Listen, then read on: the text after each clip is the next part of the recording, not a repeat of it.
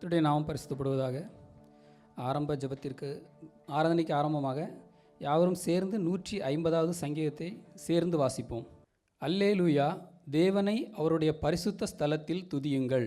அவருடைய வல்லமை விளங்கும் ஆகாய விரிவை பார்த்து அவரை துதியுங்கள். அவருடைய வல்லமையுள்ள கிரியைகளுக்காக அவரை துதியுங்கள்.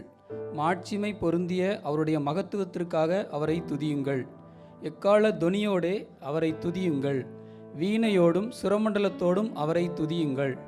தம்புரோடும் நடனத்தோடும் அவரை துதியுங்கள். யாழோடும் தீங்குழலோடும் அவரை துதியுங்கள். ஓசையுள்ள கைத்தாளங்களோடும் அவரை துதியுங்கள். பேரோசையுள்ள கைத்தாளங்களோடும் அவரை துதியுங்கள். சுவாசமுள்ள யாவும் கர்த்தரை துதிப்பதாக. அல்லேலூயா. ஜெபம்.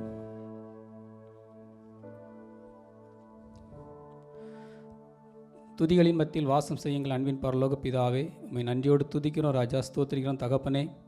இந்த அருமையான காலை நேரத்திற்காக உமக்கு நன்றி செலுத்துகிறோம் ராஜா. கடந்த வாரம் முழுவதும் எங்களை நீர் கண்ணின் மணியை போல பாதுகாத்தீர், உமக்கு நன்றி செலுத்துகிறோம் ராஜா. நன்றியோடு உம்மை துதிக்கிறோம் தகப்பனே. இந்த அருமையான ஓய்வு நாளில் உம்மை துதிப்பதற்காக தகப்பனே, உமக்கு மகிமை செலுத்துவதற்காக, உமக்கு நன்றி செலுத்துவதற்காக நான் அந்த இடத்தில் கூடியிருந்திருக்கிறோம் தகப்பனே. நீர் இந்த ஆராதனை நீர் ஆசீர்வதியும் தகப்பனே. இந்த ஆராதனை நீர் அங்கீகரியும் தகப்பனே. இந்த இடத்தை உம்முடைய பரிசுத்த இரத்தத்தால் நாங்கள் பரிசுத்தப்படுத்துகிறோம் ராஜா. நாங்கள் செய்யப்போகிற ஒவ்வொரு காரியங்களும் தகப்பனே உம்முடைய சமூகத்தில் பிரீதியாக இருக்கட்டும் ராஜா. நீர் மகிமைப்படுவீராக. உம்முடைய பிரசன்னம் இந்த இடத்தை முழுவதுமாக மூடிக்கொள்ளட்டும் தகப்பனே. ஆராதனையின் நேரத்திலும் தகப்பனே, காணிக்கை நேரங்களிலும் தகப்பனே, உம்முடைய பிரசன்னம் எங்களோடு கூட இருக்கட்டும் தகப்பனே. வார்த்தையை பேசுகிற மது அடியானோடும் தகப்பனே, அந்த வார்த்தையின் மூலமாக நாங்கள் கர்த்தாவை பிரயோஜனப்படவும் கர்த்தர் உதவி செய்யும் ராஜா. என்ன எதிர்பார்ப்போடு நாங்கள் இங்கே வந்திருந்தாலும் தகப்பனே, வார்த்தையின் மூலமாக எங்களுக்கு சரியான ஒரு பதில் கிடைக்க கர்த்தர் உதவி செய்யும் ராஜா. உம்முடைய வார்த்தைகள் மனதின் ஆழத்தில் பதிந்து அதன்படி நடக்க எங்களுக்கு உதவி செய்யும் தகப்பனே. வருகிற மக்களை சீக்கிரமாக கூட்டிக் கொண்டு இந்த ஆராதனையில் கலந்து கொள்ள உதவி செய்யும் தகப்பனே. முழு ஆராதனையிலும் தகப்பனே, உம்முடைய மகிமையும் பிரசன்னத்தையும் நாங்கள் உணர எங்களுக்கு உதவி செய்யும் தகப்பனே. ஒழுங்கும் கிரமமாக ஒரு நேர்த்தியான ஆராதனை உமக்கு ஏறெடுக்க எங்களுக்கு உதவி செய்யும் தகப்பனே. எல்லா காரியங்களிலும் எல்லா கருவிகளிலும் கர்த்தாவே உம்முடைய கரம் கூட இருக்கட்டும் ராஜா. எந்தவித தடங்களும் இல்லாதபடி தகப்பனே, நல்ல முறையில் ஒரு ஆராதனை ஏறெடுக்க கர்த்தர் உதவி செய்யும் தகப்பனே. உம்முடைய கிருபை கூட இருக்கட்டும் தகப்பனே. வழி நடத்தும் தொடக்கம் முதல் முடிவு மட்டும் உம்முடைய பிரசனம் எங்களோடு கூட இருக்கட்டும். இயேசு கிறிஸ்துவின் மூலம் ஜெபம் கேளும் எங்கள் ஜீவனில் நல்ல பிதாவே, ஆமென்.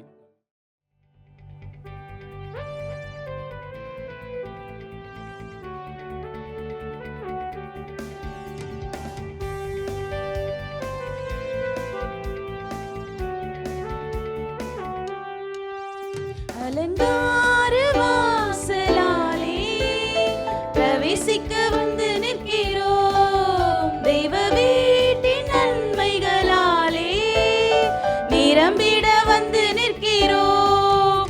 அலங்கார வாசலாலே பிரவேசிக்க வந்து நிற்கிறோம். தெய்வ வீட்டின் நன்மைகளாலே நிரம்பிட வந்து நிற்கிறோம். ஆராதிக்க வந்தோம், அன்பு கூற வந்தோம், யெகோவா தேவனையே. துதித்திட வந்தோம், தொழுதிட வந்தோம், தூயவர் இயேசுவையே. ஆராதிக்க வந்தோம், அன்பு கூற வந்தோம், யெகோவா தேவனையே. துதித்திட வந்தோம், தொழுதிட வந்தோம், தூயவர் இயேசுவையே. அலங்கார வாசலாலே பிரவேசிக்க வந்து நிற்கிறோம். தெய்வ வீட்டின் நன்மைகளாலே நிரம்பிட வந்து நிற்கிறோம். ஆலயம் செல்லுவதே அது மகிழ்ச்சி தந்திடுதே. ஆலயம் செல்லுவதே அது மகிழ்ச்சி தந்திடுதே. என் சபையுடனே உம்மை துதித்திடவே கிருபையும் கிடைத்திட்டதே. என் சபையுடனே உம்மை துதித்திடவே கிருபையும் கிடைத்திட்டதே. ஆராதிக்க வந்தோம், அன்பு கூற வந்தோம், யெகோவா தேவனையே. துதித்திட வந்தோம், தொழுதிட வந்தோம், தூயவர் இயேசுவையே. ஆராதிக்க வந்தோம், அன்பு கூற வந்தோம், யெகோவா தேவனையே. துதித்திட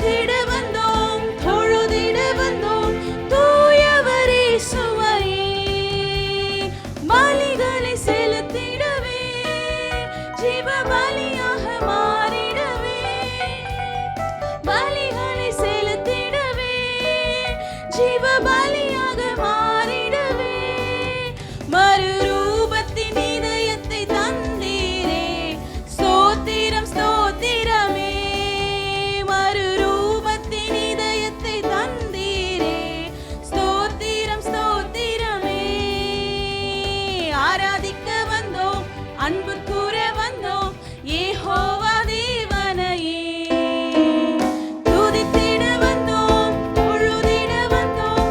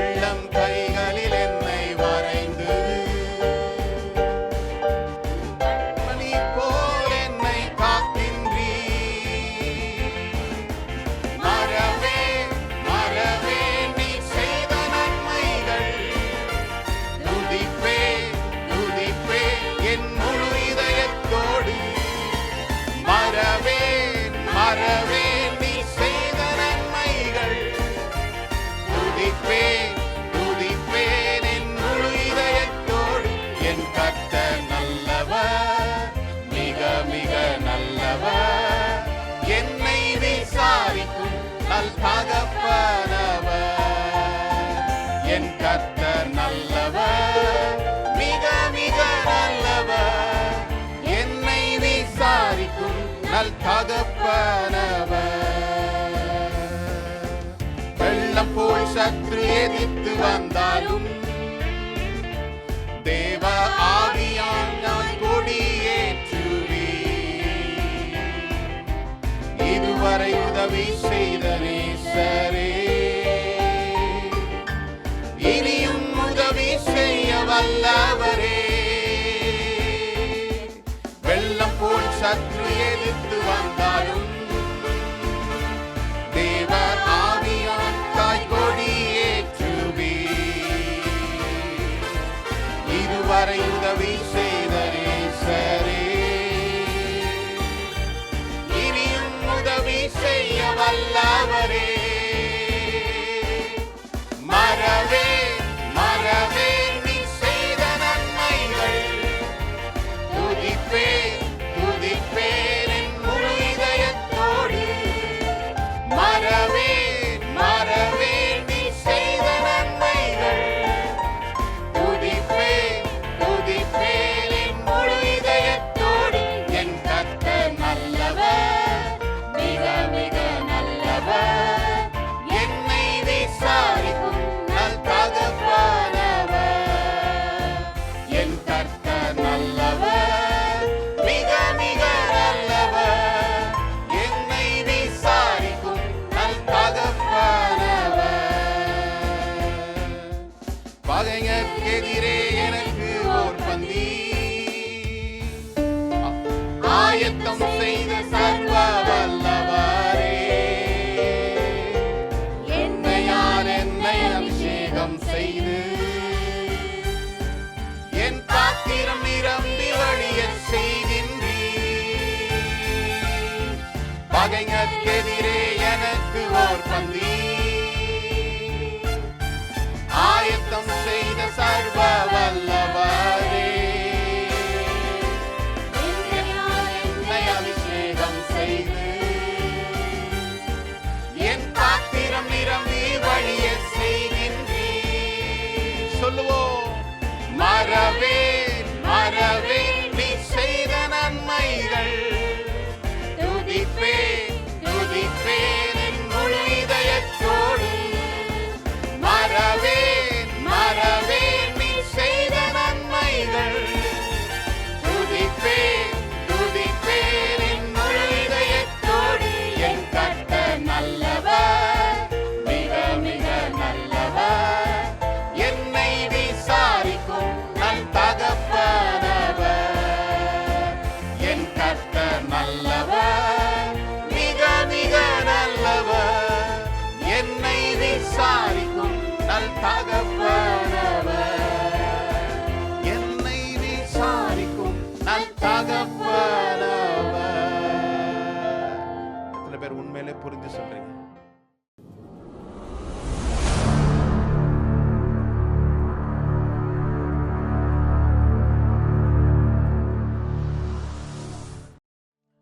ஹல்லேலூயா. கிறிஸ்தேசுவின் நாமத்தில் உங்கள் அனைவரையும் வாழ்த்துகிறேன். இந்த 2025 நவம்பர் மாதம் கடைசி நாட்களில் கர்த்தர் நம்மை கொண்டு சேர்த்து வந்த தயவை எண்ணி அவரை ஸ்தோத்தரிக்கிறேன். ஒவ்வொரு நாளும் ஒவ்வொரு மாதமும் அவர் நம்மளை கண்மணி போல காத்து நடத்தி வருகிறார். எத்தனை பேர் உண்மையிலே அதை விசுவாசிக்கிறீங்க? எத்தனையோ காரியங்கள் நம்மளுக்கு சாதகமா இல்லாது இருந்த போதிலும் கூட கர்த்தர் அதை கடக்கிறதுக்கு கர்த்தர் கிருபை செய்திருக்கிறார். ஒருவேளை எல்லாமே நமக்கு வெற்றியாய் நடந்ததானா? இல்ல, சில காரியங்கள் நமக்கு சவால்கள் தோன்றினாலும் அதை மேற்கொள்ளக்கூடிய கிருபைகளை கர்த்தர் நமக்கு கொடுத்திருக்கிறார். ஹல்லேலூயா. உனக்கு குறித்ததை அவர் நிறைவேற்றுவார் என்று நம்ம இந்த மாதத்தில் முதல் நாள்ல பார்த்தோம். கர்த்தர் நமக்கு வைத்திருக்கிற காரியத்தை அவர் நிறைவேற்றி முடிப்பார். இது எப்படி முடிப்பார் என்ற பிளான்ஸ் ஒருவேளை நமக்கு இல்லாம இருக்கலாம். நாம் அவரை சார்ந்து இருக்கும்போது அவரே அதை என்ன செய்வார்? நமக்கு நேராய் கொண்டு செல்லுவார். ஹல்லேலூயா. கர்த்தர் நமக்கு நண்பராய் சிநேகிதராய் இருக்கிறார் சொல்லி நம்ம போன வாரம் பார்த்தோம்ல. இன்று கர்த்தர் என்னுடைய ரட்சகராய் இருக்கிறார், என்னுடைய மீட்பராய் இருக்கிறார், என்னுடைய சகாயர் அப்படின்னு சொல்லி வேதம் சொல்லுகிறது. கர்த்தர் நமக்கு சகாயராய் மீட்பராய் ரட்சகராய் இருக்கிறார். எத்தனை பேர் ஆமேன்னு சொல்றீங்க? கர்த்தர் எனக்கு அநேக நேரம் உதவி இருக்கிறார் பாஸ்டர். இல்ல, நம்ம சில நேரங்கள் சில மனிதர்கள் நமக்கு என்ன செய்யலாம், உதவ முன் வரலாம். அவர்கள் உதவியதுனால சில நேரங்கள் நம்ம உயர்ந்த ஸ்தானத்தில் வந்து நிற்கலாம். சில மனிதர்களுடைய உதவி நம்மை இன்னும் அதிகமான ஒரு பெருக்கத்திற்கு நேராய், செழிப்புக்கு நேராக நம்மளை கொண்டு சென்றிருக்கலாம். ஆனா எல்லாத்துக்கும் ஒரு லிமிட் இருக்குல்ல. மனிதர்களால் செய்யக்கூடிய சில காரியங்களை தான் அவர்களால் செய்ய முடியும். ஆனால் இயற்கைக்கு அப்பாற்பட்ட காரியங்களை கர்த்தர் தான் நமக்கு என்ன செய்வாரு, செயல்படுத்துவார். இந்த காலை வேளையில நான் அப்படிதான் உங்களை பார்த்து நான் பேச விரும்புறேன். கர்த்தர் என் சகாயரா இருக்கிறாரு, என்னுடைய மீட்பரா இருக்கிறார், என்னுடைய உதவியாளரா இருக்கிறார், எனக்கு துணை செய்கிறவரா இருக்கிறார். ஹல்லேலூயா. வேதம் சொல்லுகிறது உத்தமனுக்கு கர்த்தர் துணை என்று சொல்லுகிறது. வேதத்துல படிக்கிற உங்கள் அனைவருக்கும் நான் சொல்றேன், ஒரு வார்த்தையை படிக்கும்போது அதை நான் உணர்ந்து படிக்கும்போது தான் அதனுடைய சாராம்சத்தை நான் பெற்றுக்கொள்ள முடியும். கர்த்தர் சில நபர்களை கொண்டு உதவி செய்து அவர் நம்ம என்ன செய்யறாரு, சில உயரங்களுக்கு கொண்டு போறார். ஆனால் கர்த்தரே நமக்கு உதவி செய்யும் போதுதான் நம்முடைய வாழ்க்கையில கர்த்தருடைய திட்டம் நிறைவேறுகிறது. இல்ல, மோசேவை குறித்து நம்ம பார்க்கும்போது, மோசே யாத்ராமம் 2ஆம் அதிகாரத்தில் பார்க்கும்போது அவர்கள்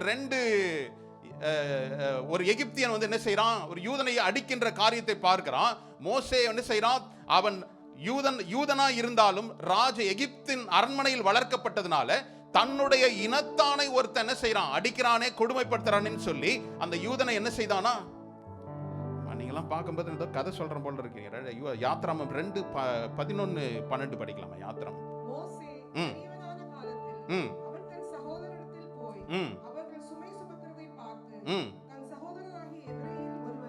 ஒரு எகிப்தியன் அடிக்கிறதை கண்டு அங்கும் இங்கும் பார்த்து ஒருவரும் இல்லை என்று அறிந்து எகிப்தியனை வெட்டி அவனை மணலிலே புதைத்து போட்டான். ஹல்லேலூயா.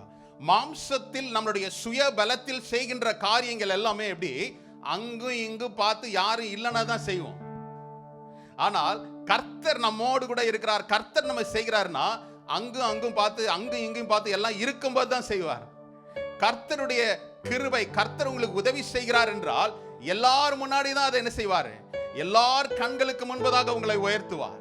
ஆனால் மோசே தன்னுடைய சுய பலத்தினால் அவன் என்ன செய்தான், என்னுடைய தேசத்தான், என்னுடைய இனத்தானை ஒருத்தன் அடிக்கிறானேன்னு நினைச்சு என்ன செய்தான், எகிப்தியனை தன்னுடைய பேர் ஹேண்ட்ல, கையில எந்த ஆயுதமும் இல்லைன்னு வேதத்தில் சொல்லப்படுகிறது, அவனை அடித்து கொன்று அங்கும் இங்கும் பார்த்து யாரும் இல்லைன்றது என்ன செய்யறானா, புதைச்சு போட்டானா. அதே 2ஆம் அதிகாரத்தில் 16-17 வசனத்தையும் படிக்கலாமே. மீதியான் தேசத்து ஆசாரியனுக்கு 7 குமாரத்திகள் இருந்தார்கள். அவர்கள் தங்கள் தகப்பனுடைய ஆடுகளுக்கும் தண்ணீர் காட்டும்படிக்கு அங்கே வந்து தண்ணீர் மொண்டு தொட்டிகளை நிரப்பினார்கள். அப்பொழுது மேய்ப்பர்கள் வந்து அவர்களை துரத்தினார்கள். மோசே எழுந்திருந்து அவர்களுக்கு துணை நின்று அவர்களுடைய ஆடுகளுக்கு தண்ணீர் காட்டினார். ஹல்லேலூயா. இந்த கொலை செய்ததை பார்த்த உடனே அடுத்த 2 யூதர்கள் சண்டை போட்டுட்டு இருக்காங்க. இவங்களை பார்த்து கேட்ட உடனே அவங்க சொல்றாங்க, நீ அன்று எகிப்தியனுக்கு பண்ணது போல எங்களையும் பண்ணுவியானோன்னு அவனுக்கு பயம் வந்துருச்சு. எகிப்தியனை கொலை செய்தா இவனையும் கொன்றுவாங்களோன்னு பயந்து என்ன செய்யறான், மீதியான் தேசத்திற்கு ஓடுறான். அங்கு ஒரு கிணற்றண்டையில போய் உட்கார்றான். அங்கு ஒரு வாலிப பிள்ளைகள் வராங்க.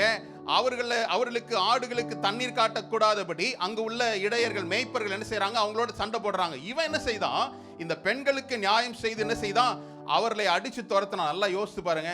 இன்னொரு ஒரு ஊர்ல போறோம், அவங்க லோக்கல் மென், அப்படித்தானே? இல்ல, நம்ம இங்க நல்ல வீரம் தான் பேசுவோம், ஊர்ல போய் பார்த்தா நம்மளுடைய வீரம் பராக்கிரமமா தான் இருக்கும். அபுதாபிக்கு வந்த என்ன செய்யும், வாளுகள் எல்லாம் சுருட்டி, வாள் இருக்குதானே தெரியாது. இன்னொரு இடத்துக்கு போகும்போது நம்ம என்ன செய்யும், அங்க உள்ள ஜனங்கள் நம்ம என்ன செய்ய முடியாது. ஆனா இவன் ஒரு பலசாலியா இருந்ததுனால என்ன செய்யறான், அங்கு போய் அங்கு உள்ள லோக்கல் மேய்ப்பர்கள் மத்தியில் என்ன செய்யறானா, சண்டையிட்டு இந்த பெண்கள் துரிதமாய் ஆடுகளுக்கு மந்தைகளுக்கு தண்ணி கொடுத்து என்ன செய்யறான், வீட்டுக்கு அனுப்புறான். அப்போ அவனுடைய மாம்ச பலன் எப்படி இருந்ததுன்னு யோசித்து பாருங்களேன். அவனுடைய மாம்ச பலனை கொண்டு இஸ்ரவேல் ஜனங்களை ரட்சிப்பது தேவனுடைய திட்டம் அல்ல. இன்னைக்கு உங்களை சொல்றேன், என்னுடைய சில மனிதர்களுடைய உதவி எனக்கு ஒரு அளவுக்கு உதவி செய்யலாம். ஆனால் கர்த்தர் எனக்கு துணையாளராய், கர்த்தர் எனக்கு உதவி செய்கிறவராய், சகாயராய் இருக்கும்போது சகலத்தையும் செய்ய முடியும். ஹல்லேலூயா, ஹல்லேலூயா. அதுதான் இன்னைக்கு நான் சொல்ல விரும்புறேன். நமக்கு அநேகருடைய உதவியின் நிமித்தமாய் நம்ம இந்த இடத்துல வந்து நிற்கலாம். அநேகருடைய வழிகாட்டுதல் நிமித்தமாய் நாம் ஒரு உயர்ந்த ஸ்தானத்தில் நம்ம இன்னைக்கு வந்து நிற்கலாம். ஆனால் கர்த்தர் நமக்கு உதவி செய்கிறவரா இருக்கிறார். ஹல்லேலூயா. அப்போ கர்த்தர் என்னுடைய மீட்பர், என்னுடைய ரட்சகர், என்னுடைய சகாயர், என்ன வேணாலும் பேரை கொடுத்துக்கலாம். இந்த காலை வேளையில, இந்த மாதத்தின் இறுதி வாரத்தில் உங்களோடு கூட பேசுகிற வார்த்தை, கர்த்தர் என் மீட்பர். பர்சனலைஸ் பண்ணி வேதத்தை படிங்க. வேதத்தை படிக்கும்போது இது எனக்கு கர்த்தர் ஏதோ சொல்றாருன்னு நீங்க நினைச்சு படிக்கும்போது தான் உங்களோடு கூட அவர் பேச முடியும். அவர் உங்களுக்கு துணையாளர் என்பதை அவர் வெளிப்படுத்த முடியும். என்னுடைய ரட்சகர் என்பதை அவர் என்ன செய்ய முடியும்? என் காதுகளில் தொலிக்கும்படி அவர் செய்ய முடியும். எடுத்துக்கொள்வோம் சங்கீதம் 46ஆம் சங்கீதத்தின் முதல் வசனத்தை நாம் படிப்போம். தேவன் நமக்கு அடைக்கலமும் பலனும் ஆபத்து காலத்தில் அனுகூலமான துணையுமானவர். ஹல்லேலூயா. தேவன் நமக்கு அடைக்கலமும் பலனும் ஆபத்து காலத்தில் அனுகூலமான துணையுமானவராம். God is my refuge and strength. In my problem, in my trouble, at the very present, he will help me. என்னுடைய தேவைகளை அறிந்து, அனுகூலமான துணை. என்னுடைய தேவைகளை அறிந்து அந்த வேளையில இது கொடுத்தாதான் என்ன செய்யும்? இது சரியாகும். கர்த்தர் என்ன செய்றாரு? என் தேவைகளை அறிந்து அவர் செய்கின்ற காரியம். இந்த சங்கீதத்தை எழுதியது யார் என்பதை பார்க்கும்போது கோராகின் புத்திரர்ல ஒருவர் எழுதியிருக்கிறான். கோராகு யார் என்பதை நமக்கு அறிந்திருக்கிறோம்ல. கோராகு என்னாகும் 16ஆம் அதிகாரத்துல நீங்க குறிச்சு கொள்ளுங்க, வீட்டுல போய் படிங்க. யார் இந்த கோராகு? மோசேவுக்கும் ஆரோனுக்கும் விரோதமாக இந்த கோராகு, தாத்தான், அபிராம், இவங்க 3 பேர் என்ன செய்றாங்க? விரோதமாய் கூடுறாங்க. கர்த்தர் உன்னோடு மட்டும் தான் பேசுவாரா? எங்களோடு கூட தான் பேசுவார். கர்த்தர் உங்களை மட்டும் தான் தெரிஞ்சு கொண்டிருக்கிறாரா? எங்களையும் தெரிந்து கொண்டிருக்கிறார். இதுதான் அவங்களுடைய பெட்டிஷனா இருந்தது. எங்களையும் கூட கர்த்தர் என்ன செய்றாரு? பயன்படுத்துறாரு. நீ மட்டும் ஏன் எங்களுக்கு அதிகாரியா இருக்கிறேன்னு சொல்லி மோசேவுக்கும் ஆரோனுக்கும் விரோதமாய் எழும்புகிறாங்க. இந்த ஸ்தானத்துல அவர்கள் சொல்றாரு, ஒரு 250 பேர் அவங்களுக்கு திருப்பி கொண்டு என்ன செய்றாங்க? மோசேவோடு கூட யுத்தம் பண்றாங்க. மோசே கர்த்தரிடத்தில் விண்ணப்பம் பண்றான், கர்த்தாவே நீர்தான் என்னை அழைத்தீர், என்னை உண்டாக்கினவர் நீர்தான், இந்த இஸ்ரவேல் ஜனங்களை ரட்சிப்பதற்காக நீர் என்னை கொண்டு வந்து வச்சிருக்கிறீங்க. ஆனால் இப்படி ஒரு சூழ்நிலை எழுந்திருக்கு, நீங்க தான் நியாயம் விசாரிக்கணும். ஆனால் ஒன்று நான் ஜெபிக்கின்றேன், இது வரையும் கேள்விப்படாத வகையில் இந்த தண்டனை இருக்கணும். இந்த பூமி 2ஆய் பிளந்து உயிரோடு கூட இந்த ஜனங்களை நீங்க என்ன செய்யணும்? விழுங்கி போடணும். இதுதான் என்னுடைய விண்ணப்பம் சொல்லி மோசே கர்த்தரிடத்தில் விண்ணப்பம் பண்றான். அப்படியே நடக்குது. இந்த கடைசி தருவாயில நீங்க வேதத்தில் 16ஆம் வசனத்தில் எடுத்து பார்த்தீங்கன்னா, இந்த கோராகும், தாத்தான், அபிராம் இவருடைய குடும்பங்களை எல்லாம் ஒன்னா நிப்பாட்ட வச்சு அவர்கள் இந்த பூமி பிளக்கும் போது அவங்க எல்லாரும் நினைச்சிட்டாங்க, உயிரோடே அமிழ்ந்து போனார்கள். ஆனால் கடைசி நிமிடத்தில் கோராகினுடைய புத்திரர்களுக்கு தெரிஞ்சது இது தவறு. அவன் தன்னுடைய தகப்பனுடைய ஸ்தானத்தில் நிற்காதபடி மோசேவினிடத்தில் ஓடி வந்தபடியினால் மோசே இந்த கோராகினுடைய புத்திரர்கள் என்ன செய்யப்பட்டாங்க? உயிர் தப்பினார்கள். அவர்கள் இந்த உடன்படிக்கை பெட்டியை காவல் காப்பதற்காக அவர்களும் என்ன செய்தாங்க? பங்குள்ளவர்களாய் மாறினார்கள். அப்படியே அவர்கள் என்ன செய்தாங்க? பாடல்களை எழுதுற அளவுக்கு வந்துட்டாங்க. கோராகின் புத்திரர்கள் ஒருவன் எழுதியிருக்கான். அவன் சொன்ன வசனம் தான், தேவன் நமக்கு அடைக்கலமும் பலனும் ஆபத்து காலத்தில் அனுகூலமான துணையா இருக்கிறார். இன்னைக்கு சொல்றேன், கர்த்தர் உங்களுக்கு துணையா இருக்கிறார். எத்தனை பேர் நம்புறீங்க? எனக்கு அவர் துணைன்னு நம்பினாதான் நம்ம என்ன செய்ய முடியும்? First you have to recognise. நான் கர்த்தரை நான் ரெகக்னைஸே பண்ணலன்னா எனக்கு என்ன செய்யாது? அவருடைய அன்பும் அவருடைய துணையும் எனக்கு புரியாது. இந்த காலை வேளையில நாம் புரிந்து கொள்ள வேண்டியது, கர்த்தர் என் துணையாளரா இருக்கிறார், என் சகாயரா இருக்கிறார், எனக்கு உதவி செய்கிறவரா இருக்கிறார். ஹல்லேலூயா. எதெல்லாம் உதவி செய்கிறார், எப்படிலாம் உதவி செய்கிறார் என்பதை குறித்து உங்களோடு கூட இந்த நாளில் நான் பார்க்க விரும்புகிறேன். ஏசாயா 41:10 எல்லாருக்கும் கண்ணை மூடிட்டு தெரிஞ்ச இன்னைக்கு அனைவரும் எழுதுவீங்கன்னு நினைக்கிறேன். இந்த வசனம் அப்படிதானே? பைபிள் டெஸ்ட்ல ஆமா என்ன சொல்லப்பட்டிருக்கு? இல்ல ஒருத்தங்க இல்லன்ட்டாங்க, இதோட பெரிய வசனம் தான் நான் எழுதுவேன், சின்ன சின்ன வசனம்லாம் இல்ல. அது சொல்லப்பட்டிருக்க காரியம், நீ பயப்படாதே, நான் உன்னோடு கூட இருக்கிறேன், திகையாதே, நான் உன் தேவன், நான் உன்னை பலப்படுத்தி உனக்கு சகாயம் பண்ணுவேன், என் நீதியின் வலது கரத்தினால் உன்னை. ஹல்லேலூயா. இதுல சகாயம் பண்ணுவேன் அப்படின்ற வார்த்தைய கர்த்தர் உங்களுக்கு இது தீர்க்கதரிசி மூலமாய் சொல்லப்பட்ட இந்த வார்த்தை ஒரு குறிப்பிட்ட ஜனத்திற்கு அல்ல, தம்மை விசுவாசிக்கின்ற ஒவ்வொரு தேவ பிள்ளைகளுக்கும் கொடுக்கப்பட்ட வார்த்தை. ஹல்லேலூயா. பயப்படாதே, நான் உன்னோடு இருக்கிறேன். எத்தனை பேர் விசுவாசிக்கிறீங்க? ஆமா, கிறிஸ்மஸ் டைம்ல எல்லாரும் இல்ல, தேவன் நம்மோடு இருக்கிறார். அவர் பேர் என்னது? இம்மானுவேல். பாருங்க, டிசம்பர்ல இதுதான். அன்னையோடு இழுத்து மூடிடுறது. அதுக்கப்புறம் அவர் நம்மோடு இருக்கிறாரான ஒரு கேள்விதான் இங்க சொல்லப்பட்ட. நீ பயப்படாத, நான் உன்னோடு இருக்கிறேன், திகையாதே, நான் உன் தேவன். ஹல்லேலூயா. ஒன்னு சொல்றேன், நாம் தேவனால் கூடாத காரியம் ஒன்றுமில்லை. வசனம் தெரிந்தால் போதாது, அந்த வசனம் நிறைவேறுவதற்கு நான் என்னை அர்ப்பணித்தால் தான். அர்ப்பணிப்பில்லாம நான் வசனத்தின் நிறைவேறுதலை பார்க்க முடியாது. வசனம் நல்லா தெரியுது, நல்லது, மனப்பாடம் பண்றது நல்லது. ஆனால் ஏற்ற வேளையில் அந்த வார்த்தையை பேசணும், பேசப்பட்ட வார்த்தையை நம்பணும்.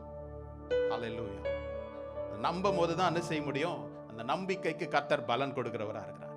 அப்ப இங்க சொல்லப்படு, நான் உன்னை பலப்படுத்தி உனக்கு சகாயம் பண்ணுவேன். இன்னைக்கு நிறைய பேர் என்ன நினைக்கிறோம்? இது சொல்லப்பட்ட, fear not, I'll be with you, do not be dismayed, I am your Lord God, I'll strengthen you and help you. என் நீதியின் வலதுகரத்தினால நான் உன்னை தாங்குவேன். இது சொல்லப்பட்டது. இந்த நடுவுல சொல்லப்பட்ட வார்த்தை பாருங்களேன், நான் உன் தேவன், நான் உன்னை பலப்படுத்தி உனக்கு சகாயம் பண்ணுவேன். என்ன அர்த்தம்? நாம் அநேக நேரம் என்ன நினைக்கிறோம்? கர்த்தர் சில காரியங்களை அவர் நான் உட்கார்ந்துட்டு இருந்தா அவரா செய்வாருன்னு நினைக்கிறோம். என்னை பலப்படுத்தி எனக்கு சகாயத்தை உண்டு பண்ணுகிற தேவன். அந்த காரியத்தை என்னால செய்யவே முடியலன்னு நினைக்கும் போது என்னை உருவாக்கி அந்த காரியத்தை மேற்கொள்ள கர்த்தர் எனக்கு என்ன செய்யறாரு? பலனை கொடுக்கிறார். அதுதான் தேவனுடைய திட்டம். நாம் அநேக நேரம் நினைக்கிறோம், ஏன் தேவன் எனக்கு உதவி செய்கிறார், தேவன் அவருடைய பிள்ளைகளுக்கு அவர் சகாயரா இருக்கிறாரு, ஏன் கடைசி வரையும் காக்க வச்சிருக்கிறாரு? யோசிக்கிறோமா இல்லையா? இஸ்ரவேல் ஜனங்களை கர்த்தர் விடுதலை செய்வதுதான் அவருடைய திட்டம். ஆனா செங்கடல் வரையும் அவங்களுக்கு பிரச்சனை இருந்ததா? ஒரு பதட்டத்திலே இருந்தாங்களா? இல்ல. எதுக்கு இதை அனுமதிக்கிறார்? ஏன் கர்த்தர் சொல்லிட்டார்ல, 400 ஆண்டுகளுக்கு பிற்பாடு அவர்களுக்கு ஒரு விடுவிப்பு உண்டு. ஆனா அந்த இஸ்ரவேல் ஜனங்கள் ஓடி வர்றாங்க, அந்த செங்கடல் வர வரையும் அவங்களுக்கு பிரச்சனை தான். கர்த்தர் ஆபிரகாமை பார்த்து சொல்றார், நீ உன்னுடைய ஏக சுதனும் உன்னுடைய குமாரனுமாகிய உன்னுடைய ஒரே குமாரனை எனக்கு என்ன செய்ய? பலியிடுவாயாக. அவன் எத்தனை நாள் பிரயாணம் பண்ணானா? ஆமா, நிறைய கேள்வி கேட்பது மாதிரி 3 நாள் பிரயாணம் பண்ணான். நடுல சொல்லிருக்கலாம்ல, ஒரு நாளே நீ பிரயாணம் பண்ணிட்டப்பா, நீ உண்மையில உன்னை நான் என்ன செய்யறேன், நீ என் பேச்சை கேட்டு வந்து இன்னைக்கே உனக்கு அப்படி சொன்னாரா? 3 நாள் பிரயாணம் பண்ணி அவன் ஈசாக்க என்ன செய்தான்? தகன பலியிடுவதற்காக அவன் கைகளை கால்கள் எல்லாம் கட்டிட்டு தன் கத்தியை பட்டயத்தை ஓங்கும் போதுதான் கர்த்தர் சொல்றார், என்னது? உன் பிள்ளையாண்டான் மேல் உன் கையை. அது முன்னாடியே சொல்லிருக்கலாமே. கர்த்தர் சில எல்லா காரியங்களிலும் பாருங்க, நீங்க வேத வசனத்துல இல்ல தேவனால் பயன்படுத்தப்பட்டவர்களே உங்களுடைய வாழ்க்கையிலும் கூட கடைசி வரையும் ஒரு கர்த்தர் என்ன செய்யறாரு?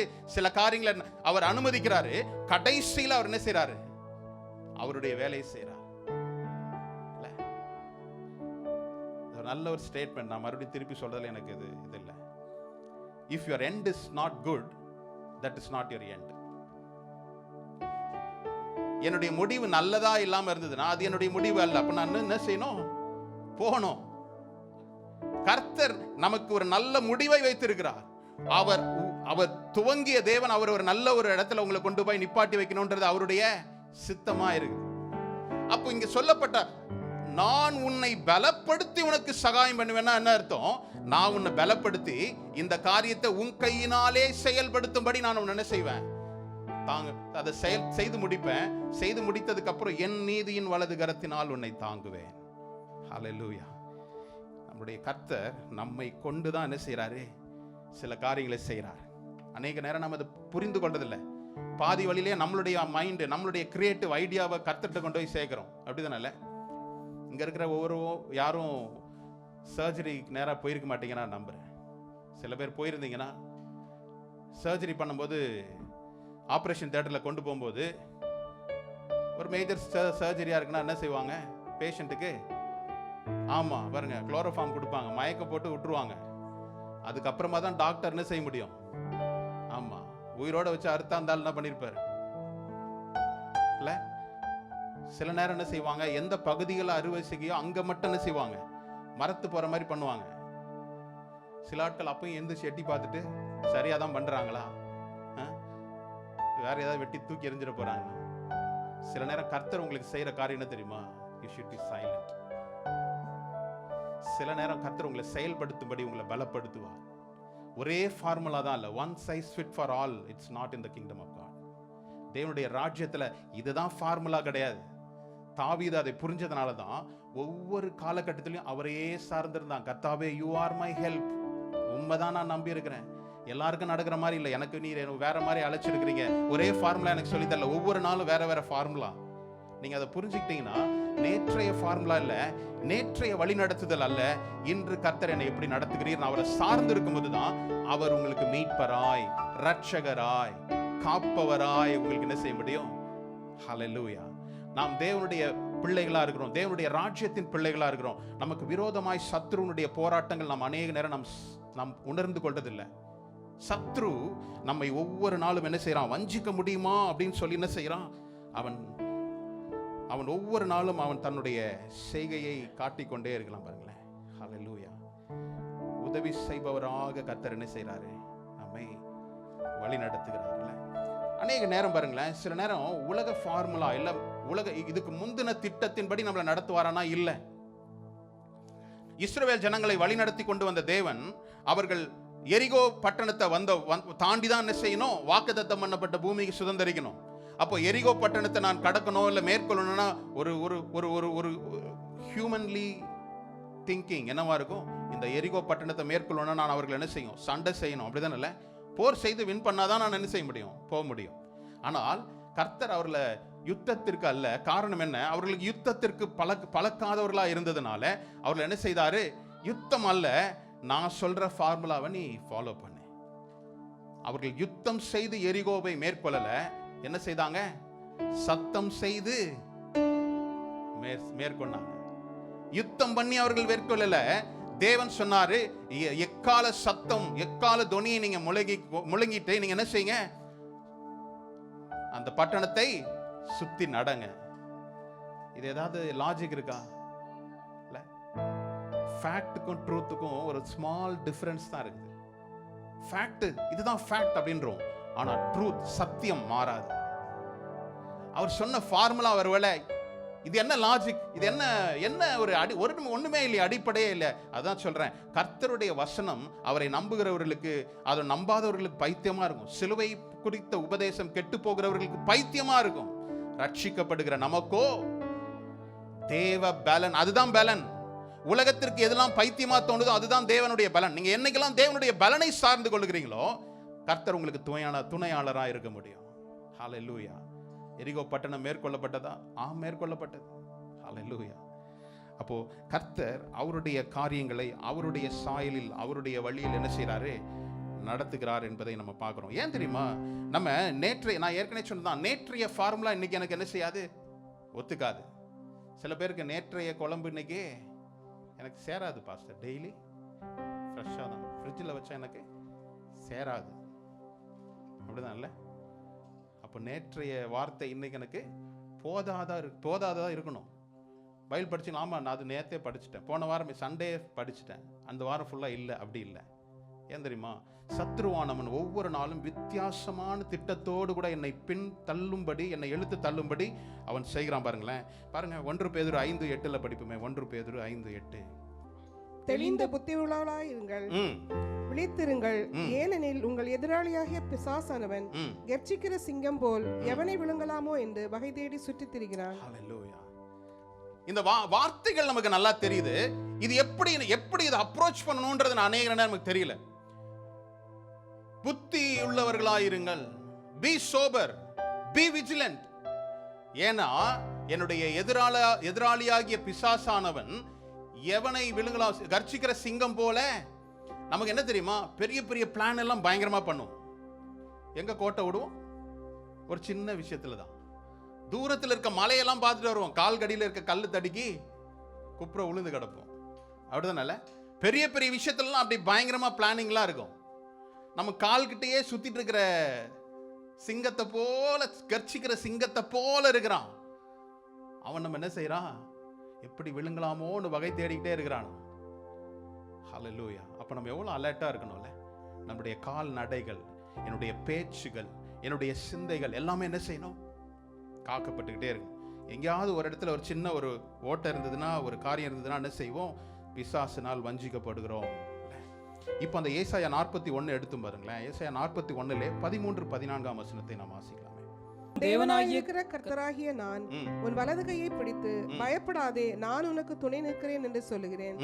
யாக்கோபு எனும் பூச்சியே, இஸ்ரவேலின் சிறு கூட்டமே, பயப்படாதே, நான் உனக்கு துணை நிற்கிறேன் என்று கர்த்தரும் இஸ்ரவேலின் பரிசுத்தரும் ஆகிய உன் மீட்பர் உரைக்கிறார். ஹல்லேலூயா. நான் உன் துணை நிற்கிறேன். 13வது வசனத்தில் சொல்லப்பட்டிருக்குது. 13ஆம் வசனத்துக்கு போவோமே. உன் தேவனாகிய கர்த்தராகிய நான் உன் வலது கையை பிடித்து. ஆமா, இதுக்கு என்ன அர்த்தம்? நீங்க வேதத்தை படிக்கும் போது இப்படி இப்படி இப்படி இப்படி யோசித்து படிங்க. ஒருவர் ஏதோ ஒரு கஷ்டத்தில் இருக்கும்போது நம்ம என்ன பண்றோம்? போய் அவருடைய கரங்களை பிடிக்கிறோமா? கவலைப்படாதுமா, பார்த்துக்கலாம் சொல்றோமா இல்லையா? நான் ஏன் சொல்றேன் பாஸ்டர், எனக்கு என் கையை பிடிக்கிறதுக்கு 1000 பேர் வேணும் போல இருக்கு, அப்படி யோசிக்கிறீங்களா? இல்லை, ஒருத்தங்களை என்கரேஜ் பண்றோம். இல்லை, ஐம் வித் யூ, நான் உன்னோட கூட இருக்கிறேன், டோன்ட் வரி அப்படின்னு சொல்லும்போது அவங்கள கரங்களை பிடிக்கிறோம், ஷோல்டர்ல தட்டி கொடுக்குறோம், கவலைப்படாதீங்க. அதே மாதிரி தான் கர்த்தர் சொல்றார்.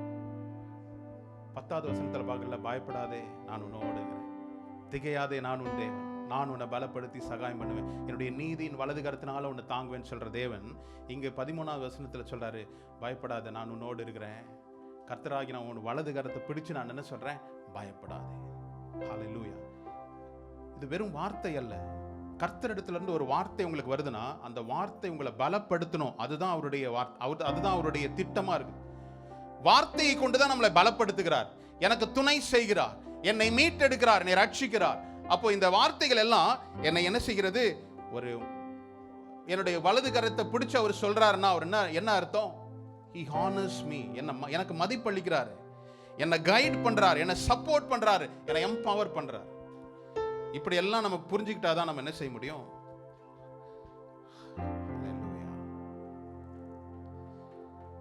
ஆவிக்குரிய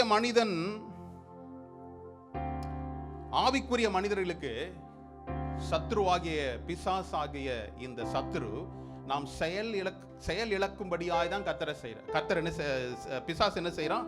செயல்படுத்துகிறான். ஒரு நல்லா யோசிச்சு பாருங்க, கர்த்தருடைய திட்டத்திற்குள் இருக்கின்ற ஒரு மனிதனை கொண்டுதான் கர்த்தர் செயல்பட முடியும்.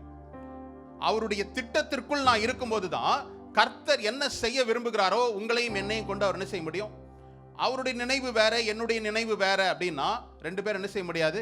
ஒரு திட்டத்தை செயல்படுத்த முடியாது. எப்பொழுது கர்த்தருடைய திட்டத்திற்குள் என்னை உள் அடக்கி கொள்கிறேனோ அப்பதான் கர்த்தர் என்ன செய்ய முடியும்? அவருடைய திட்டத்தை செயல்பட முடியும். அவருடைய திட்டத்தை செயல்படுத்த முடியாத ஒரு காரியமும் என்ன இல்லை. நீங்க நல்லா யோசிங்க. நான் இந்த துணையாளர், மீட்பர், ரட்சகர் இதெல்லாம் சொல்லும் போது நம்மளுடைய எண்ணங்கள்ல எந்த நினைவு மேலோங்கி இருக்கு? 75-80% என்ன விஷயமா இருக்கும்? கர்த்தாவே நான் போற பாடுகளை நீர் அறிவீர், எனக்கு துணையாளராயிரு. கர்த்தாவே பொருளாதாரத்தில் எனக்கு தேவைகள் உண்டு, எனக்கு உதவி செய்யும். இதுதான் முக்கியமா இருக்கு. டு பி வெரி ஹானஸ்ட்ல நிறைய ஓப்பனா சொல்றீங்க நம்மளுடைய எண்ணம். ஆனா தேவன் என்ன சொல்ல தெரியுமா? முதலாவது தேவனுடைய ராஜ்யத்தையும் அவருடைய நீதியும் தேடுங்கள், அப்பொழுது இவர்கள் எல்லாம்.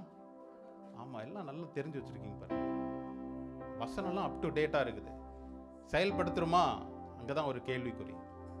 இப்படி உதவி செய்கிறார், துணை செய்கிறார், ரட்சிக்கிறார், மீட்பளிக்கிறார் இதெல்லாம் சொல்லும் போது நம்முடைய எண்ணங்கள் உலகத்திற்கு அடுத்த காரியங்கள் நம்ம யோசிக்கிறோம். ஆமா கர்த்தாவே, நான் ரொம்ப கர்த்தர் உங்களை பலப்படுத்துகிறார், நான் இல்லைன்னு சொல்லவே இல்லை.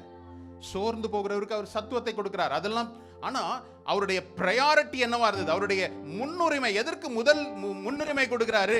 தேவ ராஜ்யத்தை குறித்து உங்களுடைய பார்வை நான் சொல்றேன். நீங்க உங்களுடைய எண்ணங்களை தேவனுடைய ராஜ்யத்தை குறித்து நீங்க சிந்திக்கிறவர்களா இருந்தா உங்களுடைய காரியங்கள் எல்லாம் என்ன செய்யும்? லகுவாய் தானா மூவாய் போய்கிட்டே இருக்கிறோம். எப்பொழுது இந்த பாரத்தை நீங்க சுமக்கிறீங்களோ அதுக்குரிய மெயின்டெனன்ஸ் எல்லாம் நம்ம தான் பண்ணணும். எப்போ இதை கர்த்தர்ட்ட கொடுக்குறீங்களோ மெயின்டெனன்ஸ் எல்லாம் யார் பண்ணுவா? ஆமா, யார் வீட்லயாவது ஏசி சரி வரலன்னு மேலே ஏறி டக்ட் எல்லாம் கிளீன் பண்ணிட்டு இருக்கிறீங்களா? இங்க கிடையாது. நீங்க என்ன சொல்றீங்க? மெயின்டெனன்ஸ்க்கு ஃபோன் பண்ணிடுறீங்க. அவங்க என்ன செய்யறாங்க? அதே போலதான் என்னை குறித்து, என்னை அழைத்திருக்கிறார், என்னை மீட்டெடுத்திருக்கிறார், என்னை ரட்சித்திருக்கிறார் அப்படின்னா, எனக்கு துணை செய்கிறார், உதவி செய்கிறார்னா என்னுடைய சிந்தை ஆவிக்குரிய சிந்தையெல்லாம் நான் முதல்ல என்ன செய்யணும்? என்னை மாற்றி அமைத்துக் கொண்டால் கர்த்தர் உங்களுடைய தேவைகளை அவர் செய்வார்.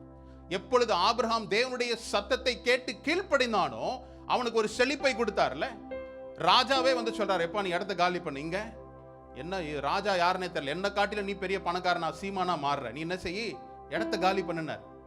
அவன் ஆடை எப்படி பெருக்கிறது, எப்படி ஒட்டகத்தை பெருக்கிறதுன்னு யோசித்தானா? இல்லை, அவருடைய சத்தத்தை கேட்டு உடனே செய்யறான். அதே ஃபார்முலா தான்.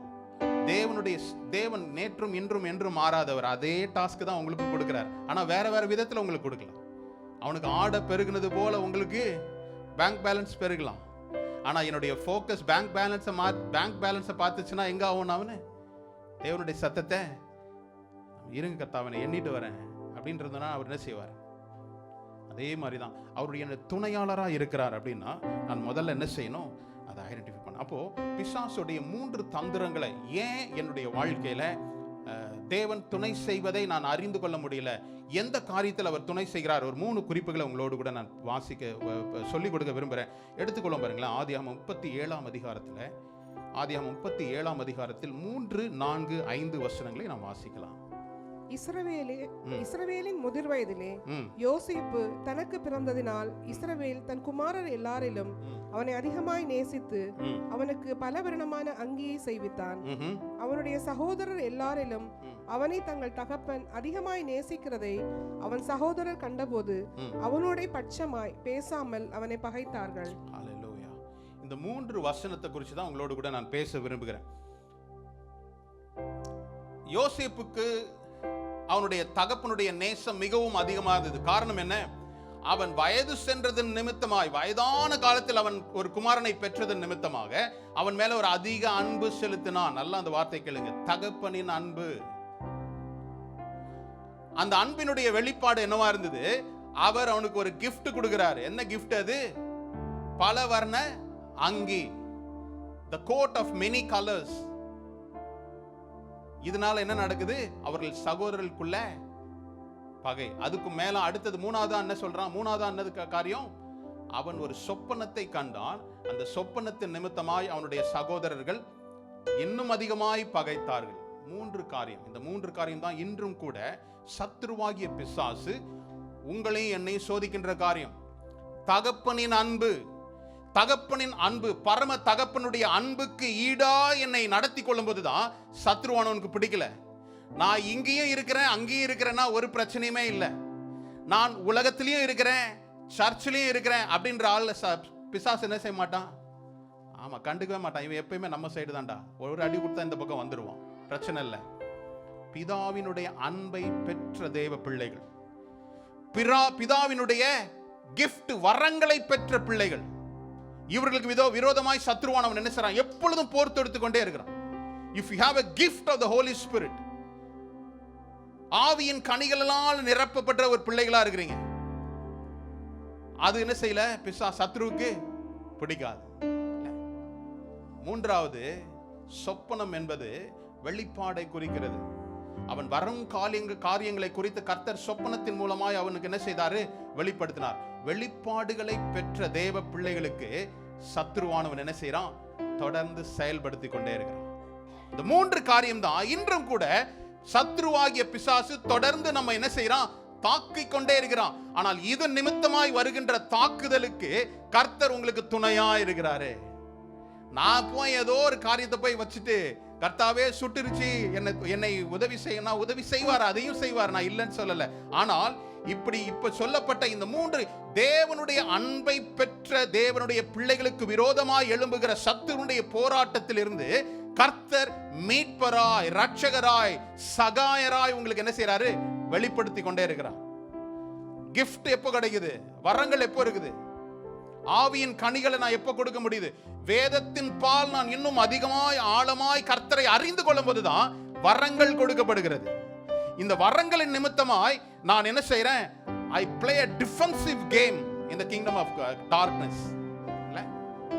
நான் எப்பொழுது தேவனுடைய அன்பை பெற்று அவருடைய வரங்களை பெற்றுக் கொள்கிறேனோ, நான் இருளின் ராஜ்யத்தில் நான் என்ன செய்றேன்? ஒரு பெரிய ஒரு போரை ஏற்படுத்துகிறேன், யுத்தத்தை ஏற்படுத்துகிறேன். ஒண்ணுமே பிரச்சனை இல்லாம நீ உன் வேலையை பாரு, நான் என் வேலையை பாருன்ற போது சத்ருவான பிரச்சனை. உங்களுக்கு சத்ருனுடைய போராட்டம், ஒரு பாடுகள் உலகத்தின் நிமித்தமாக அல்ல, ஆவிக்குரிய போராட்டங்கள் உங்களுக்கு இருக்குன்னா உங்களுடைய வாழ்க்கையில ஆவிக்குரிய விதத்தில் கர்த்தர் உங்களை என்ன செய்யறாரு? கொண்டு போறார். இல்லைன்னா சாப்பிட்றோம், குடிக்கிறோம், தூங்குறோம், ரிப்பீட்டு அப்படின்னு இருந்ததுன்னா நம்ம வாழ்க்கை அப்படியே எப்படி போகுது? ஏதோ போகுது பாஸ்டர், ஏதோ போகக்கூடாது. எங்க போறீங்கன்னு நீங்க என்ன செய்யணும் தெரியணும். கர்த்தரால் பயன்படுத்தப்படுகிறவர்களுக்கு சொப்பனங்கள், தரிசனங்கள், வெளிப்பாடுகள் உங்களுக்கு என்ன செய்யறாரு? கொடுக்கிறார். அப்ப அந்த வெளிப்பாடு நிமித்தமாய் வருகின்ற பிரச்சனைகளில் இருந்து கர்த்தர் உங்களுக்கு துணையாளராக இருக்கிறார் என்பதை குறித்து உங்களோடு கூட நான் பேச விரும்புகிறேன். முதலாவது பாருங்களேன், தகப்பனின் அன்பு. யோசேப்பு தன்னுடைய தகப்பனால் மிகவும் நேசிக்கப்பட்டான். யாக்கோபினுடைய வயதான காலத்தில் அவன் பெற்றெடுத்தது நிமித்தமாய் அவனுக்கு ஒரு ஸ்பெஷல் இடத்தை வச்சிருக்கிறார். கர்த்தர் உங்களுக்கு ஸ்பெஷல் இடத்தை வச்சிருக்கிறாரா? எஸ்ன்றதே டவுட்டா தான் இருக்கு. கர்த்தரில் பாரு நம்ம எல்லாமே ஸ்பெஷல் தான் இல்ல. ஆனா உலகத்தாரை காட்டிலும் நீங்க யாரு? You are treasure unto God அப்படின்னு இருக்குது. நீங்க பொக்கிஷங்களா இருக்கிறீங்கன்னு வேதம் சொல்லுகிறது. You are a treasure unto God. நம்மளை பார்க்கும்போது ஒரு பொக்கிஷம் மாதிரி பார்க்கிறாரு. அப்ப நம்ம விசேஷித்தவர்கள் தான். எத்தனை பேர் நம்புறீங்க? அப்போ நம்ம விசேஷித்தவர்களா இருக்கும் போதே அங்க ஒரு பிரச்சனை ஏற்படும்ல. நீங்க ஸ்பெஷலா இருக்கிறீங்க. இப்போ ஒரு வீட்டில் 5 பிள்ளை இருக்கிறாங்க. ஒரு பிள்ளை மட்டும் ஸ்பெஷலா பார்த்தோன்னா அடுத்த பிள்ளை என்ன செய்யும்? இவனை எப்படி மாட்டி விடுறது? இவன் இந்த ஸ்பெஷல் கேரக்டர் கேட்டகரியிலேருந்து எப்போ நம்ம நவுத்துறதுன்றதை பார்த்துக்கிட்டே இருப்பான். அதே மாதிரி தான் சத்ருவானவன் நம்மளுடைய ஸ்தானத்திலிருந்து எப்படி இறக்குது. அதுக்கு தான் சொன்னேன், உங்களை எதிராளியாகிய பிசாசு எவனை விழுங்கலாமோ என்று வகை தேடி உங்களுடைய கால் கட்டியே சுத்திக்கிட்டு இருக்கிறான். அதுக்காக தான் சொன்னேன், you have to be updated every day, every minute. வேதத்தை படிக்கிறதோடு நிறுத்தி கொள்ளாம இது என்னுடைய வாழ்க்கைக்கு எப்படி பயனளிக்கும்ன்றதை நம்ம என்ன செய்யணும்? உணரணும். Life application. வார்த்தை, இந்த அப்ளிகேஷன் தான் என்ன செய்யுது? என்னை நீதிமானா, என்னை கர்த்தருக்கு நேராய் முன்னாடி கொண்டு போய் நிப்பாட்டுது. எத்தனை வசனம் நான் மனப்பாடம் பண்ணிருக்கிறேன்றது அல்ல. மனப்பாடம் பண்ணணும், நல்லது. ஏன் தெரியுமா? ஏற்ற வேளையில சொல்லணும். நீதிமொழியில் எப்படி ஒரு வார்த்தை இருக்குது? ஏற்ற வேளையில் சொன்ன வார்த்தைகள் வெள்ளித்தட்டில் வைத்திருக்கும் பொற்பழங்களுக்கு சமானம். ஒரு ஆப்பிள் ஆரஞ்சு வச்சிருந்தா கூட எனக்கு யூஸ்ஃபுல்லா இருக்கும். பொண்ணு வச்சுட்டு அப்படி யோசிக்கிறீங்களா? வெள்ளித்தட்டில் பொற்பழம், அந்த பொற்பழத்தை வித்து எத்தனை பழம் வாங்கலாம்? ஏற்ற வேலையில சொல்ற வார்த்தை. நான் ஒருத்தங்கிட்ட பேசும்போது, ஒரு வார்த்தை பேசும்போது அவங்களுக்கு அது பயனுள்ளதா இருக்கணும். நீங்க ஆவியில் நிறைந்திருந்தீங்கன்னா நீங்க அவங்களுடைய தேவைகளுக்கு ஏற்ற வார்த்தை நீங்க பிளான்லாம் பண்ணிருக்க மாட்டீங்க. நீங்க அப்படி ஆவியில் ஊன்றுதலாய் நீங்க பேசுகிற வார்த்தை அவர்களுக்கு பயனுள்ள வார்த்தையாய் மாறும்.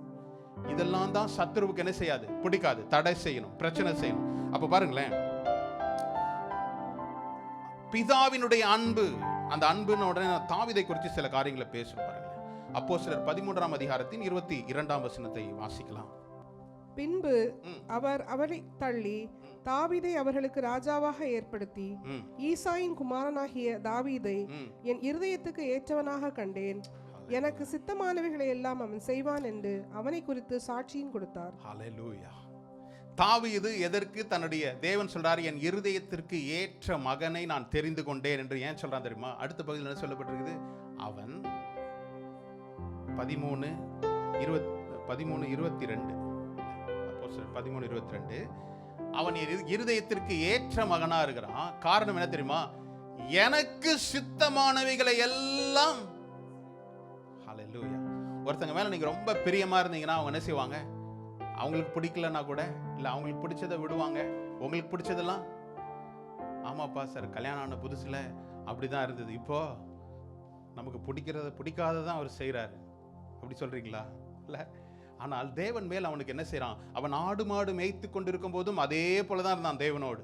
ஆனால் ராஜா அரண்மனையில் இருக்கும்போது கூட அவன் என்ன செய்தான்? கர்த்தரை குறித்த கரிசனையோடு கூட வந்தான். அவன் சொல்றான், கேதுரு மரங்களினால் கட்டப்பட்ட ராஜ அரண்மனையில் நான் இருக்கிறேன், ஆனால் தேவனுடைய பெட்டியோ திரைக்கு பின்னாடி இருக்குதே, அவருக்கு ஒரு ஆலயம் கட்டணும்னு சொல்லி யோசித்தான். கர்த்தர் அவன்கிட்ட கேட்கல, அவன் செய்யறான். இன்னைக்கு உங்களுக்கு பார்த்து சொல்றேன், தேவன் மேல உங்களுக்கு அன்பு இருந்ததுன்னா அவர் சொன்னா செய்வன் அல்ல, சொல்லாமலே செய்யறது தான் அன்பு. எத்தனை பேர் புரிஞ்சுக்கிட்டீங்க? இல்ல, கணவனும் மனைவிக்குள்ள நெருக்கங்கள் பார்த்தீங்கன்னா அவங்க சொல்றதுக்கு முன்னாடியே என்ன செய்வாங்க? நான் இதுதான் நினைச்சேன், நீ அதுக்குள்ள செஞ்சுட்ட. என்னைக்காவது கர்த்தர்ட்ட அப்படி சொல்லிருக்குமா? கர்த்தர் சொல்றதுக்கு முன்னாடி நம்ம செய்திருக்கணும். இப்படி செய்யும் போதுதான் அவர் உங்களுக்கு துணையாளராய், மீட்பராய், சகாயராய், ரட்சகராய் உங்களுக்கு என்ன செய்ய முடியும்? தென்பட முடியும். நீங்க ரட்சிப்புன்ற வார்த்தை ஒரே ஒரு சில காரியங்களை எடுத்துக்கிறோம். அவர் என் ரட்சகர், பாவத்துல இருந்து என்ன ரட்சித்தார், அவ்வளவுதான். மறுபடியும் பாவத்தை செய்யறோமா? மறுபடியும் பாவத்திற்குள்ள நடக்கிறோமா? நாம் நிதானித்து அறிந்து கொள்ள அழைக்கப்பட்டிருக்கிறோம்.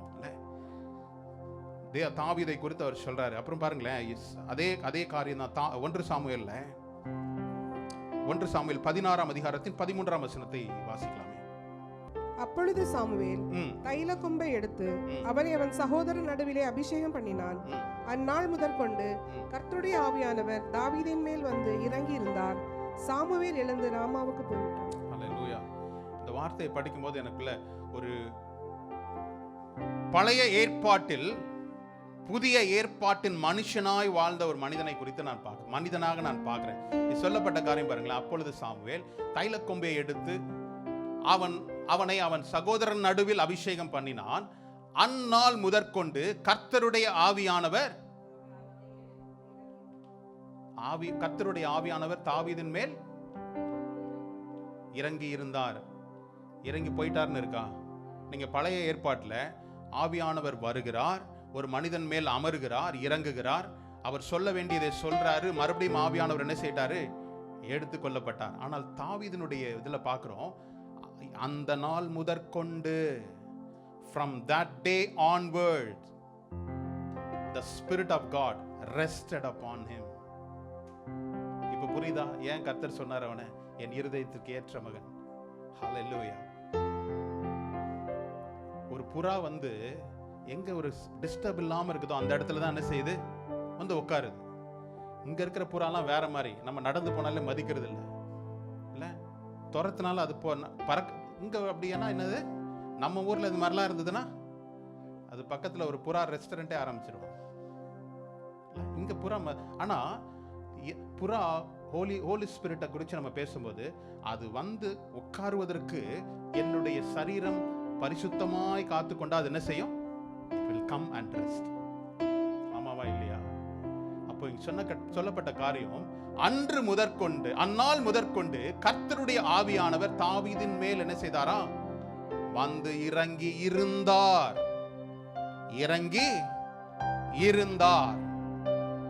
அவன் என்ன செய்தான்?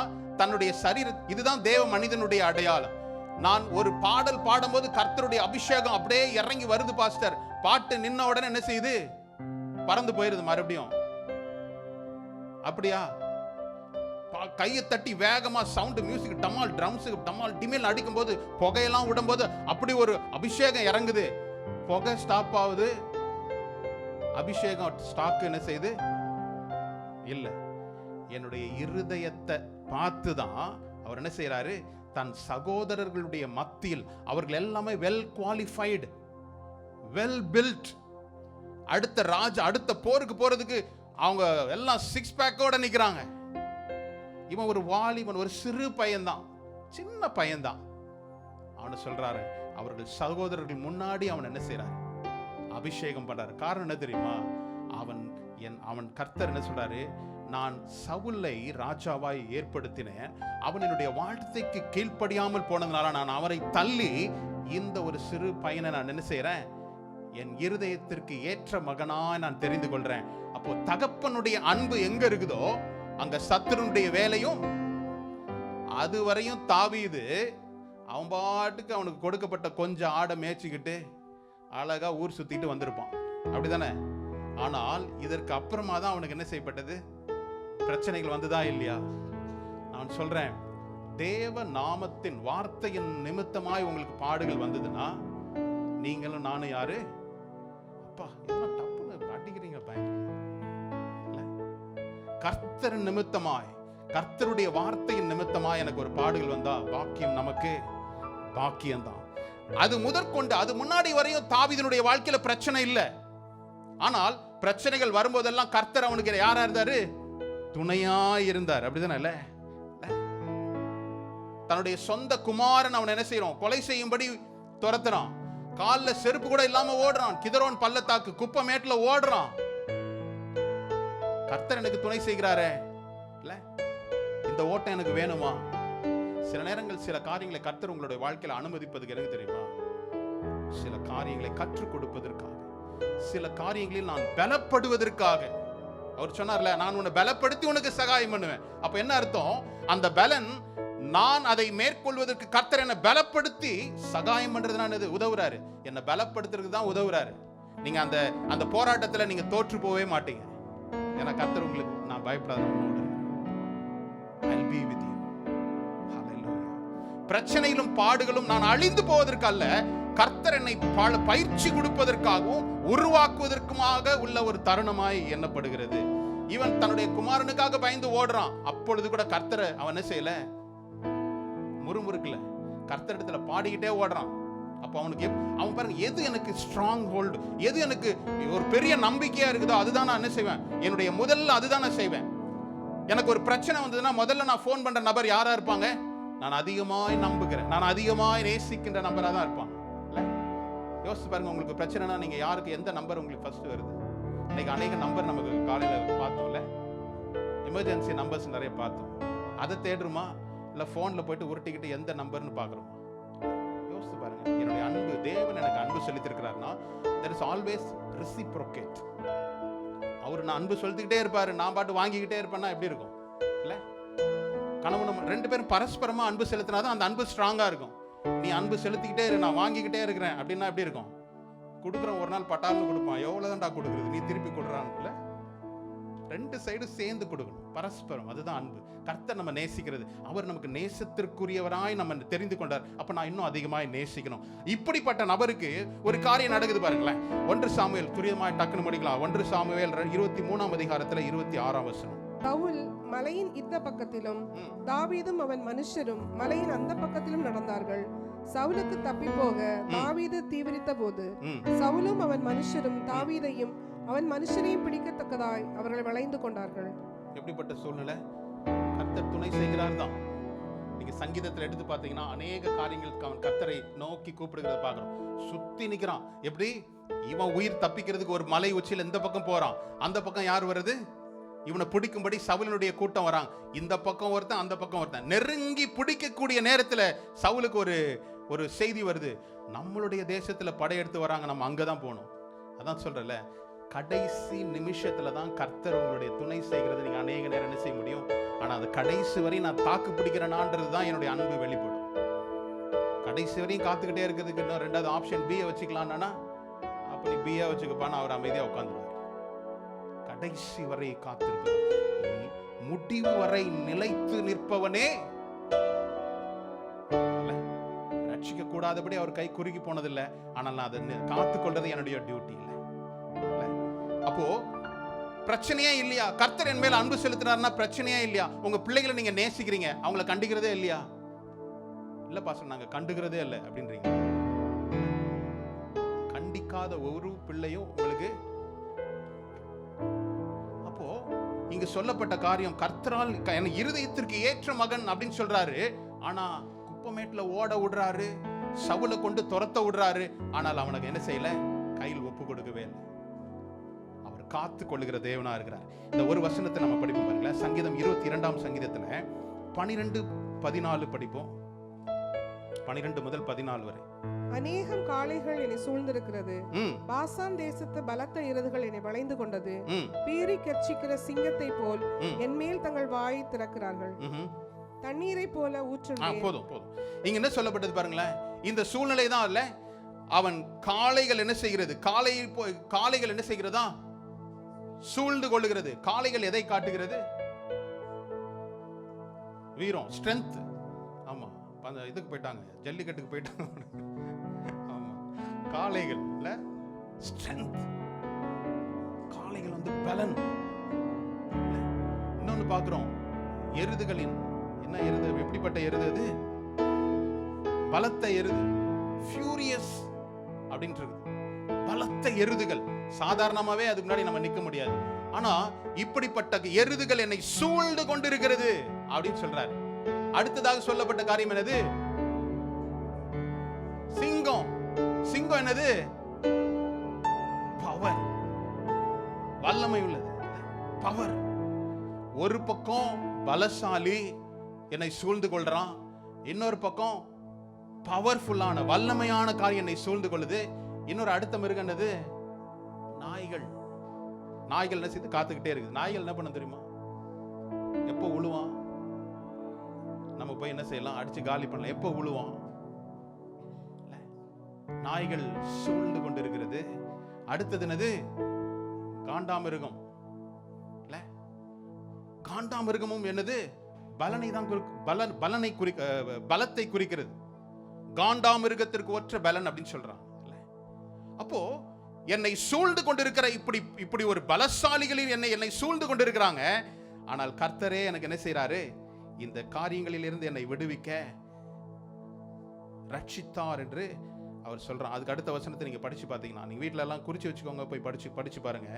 அப்போ இத்தனை பெரிய ஒரு பலசாலி கூட்டம், இப்படிப்பட்ட பெரிய வல்லமையான ஒரு கூட்டம் என்ன செய்து என்னை சூழ்ந்து கொண்டிருக்கிறது அப்படின்னு சொல்றான். அவங்க சூழ்ந்து கொள்ளதான் முடியும், உங்களை என்ன செய்ய முடியாது? மேற்கொள்ள முடியாது. காரணம் என்ன தெரியுமா? கர்த்தர் உங்களுக்கு துணையை செய்கிற தேவனா இருக்கிறார். கர்த்தர் உங்களுக்கு சகாயரா இருக்கிறார். ஹல்லேலூயா.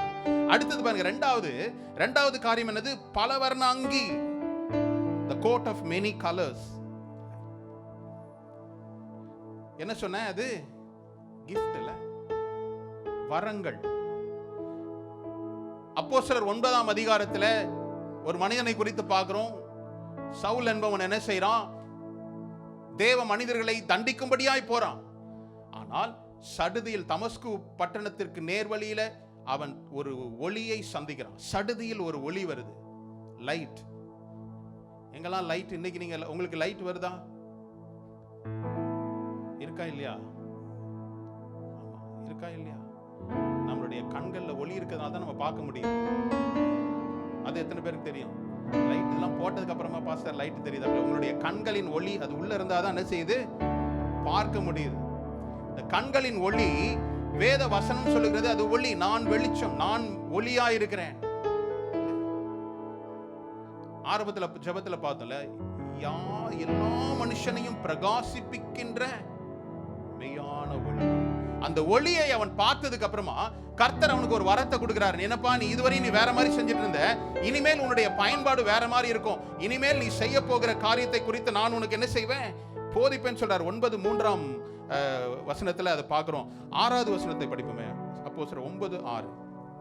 அவன் நடுங்கி திகைத்து, ஆண்டவரே, நான் என்ன செய்ய சித்தமாயிருக்கிறீர் என்றான். அதற்கு கர்த்தர், நீ எழுந்து பட்டணத்துக்குள்ளே போ, நீ செய்ய வேண்டியது அங்கே உனக்கு சொல்லப்படும் என்றார். தேவனுடைய திட்டம் ஒரே நாளில் முழுமையாய் உங்களுக்கு என்ன செய்யப்படாது? வெளிப்படுத்தப்படாது. வரங்கள் முதல்ல எல்லாத்தையும் உன்னை கொடுத்துதான் அனுப்பணும் இல்ல. நான் சொல்ல உன்னுடைய கீழ்ப்படிதலுக்கு ஏற்றவாறு கர்த்தர் உங்களை என்ன செய்வாரு? வரங்களை கொடுத்து கொண்டே இருப்பார். அவர் வரங்களை வச்சுக்கிட்டு நான் உனக்கு கொடுக்க மாட்டேன்னு சொல்ல போறதில்ல. என்னுடைய நடக்கை, நான் அந்த அவர் கொடுத்திருக்கிற டாஸ்கை முடிக்க தான் எனக்கு என்ன செய்யறார்? கர்த்தர் வரங்களை கொடுக்கிறார். இவர் இந்த 6ஆம் அதிகாரத்து 6ஆம் வசனத்திலே நம்ம படிக்கும்போது, இதுக்கு தான் உன்னை அடிச்சேன், நீ இதுக்காக தான் நான் உன்னை அழைச்சேன், நீ இதை தான் செய்ய போறேன், முழு திட்டங்களையும் அவர் கொடுக்கல. அவர் சொல்ல, நீ எழுந்து பட்டணத்துக்குள்ளே போ, நீ செய்ய வேண்டியதே அங்கே உனக்கு என்ன செய்யும்?